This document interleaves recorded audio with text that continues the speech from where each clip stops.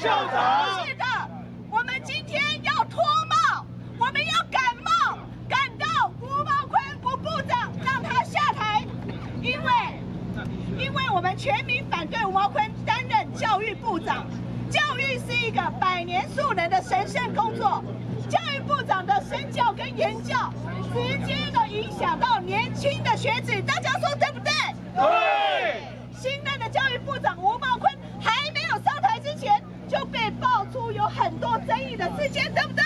对。其中在东华大学校长任内的时候，被兼任委员调查有违法，应该归还役领的170万。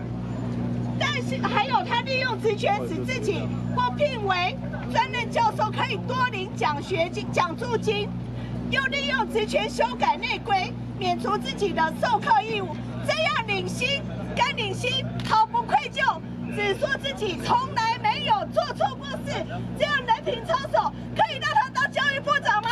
不可以。教育部长下台！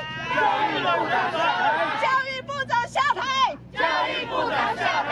教育部长下台！教育部长下台！我们今天全部要来听管，我们每个人手中有一支那个黑色的吸管哈，我们预表我们来听管，我们挺管仲闵校长可以顺利担任台大校长，不让黑手进入校园干预。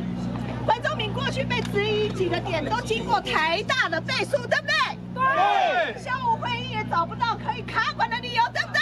对。所有的舆论都呼吁，依照大学法，教育部应该立刻发给管仲闵聘书，对不对？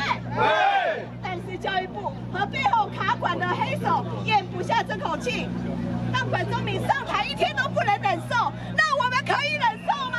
不可以。所以用北检来对付管仲闵，哇，让他步入什么奖学？谁知道除了叶俊荣部长，还有诸多官员都曾经到大陆奖学的记录，只有北检装睡，佯装没有这回事，只查我们的管校长，这样合理吗？不合理。这样双重的标准，让政府的公信力严重的受挫。管仲闵的问题比起吴茂坤辉煌正义的事件，真是小巫见大巫。现在要对管仲闵开闸的教育部长，自己更严重的黑资料一堆，对不对？对。无法自清，还要决定管仲闵的去留，这样可以吗？不可以。太荒谬，太讽刺，对不对？对。政府现在最应该用。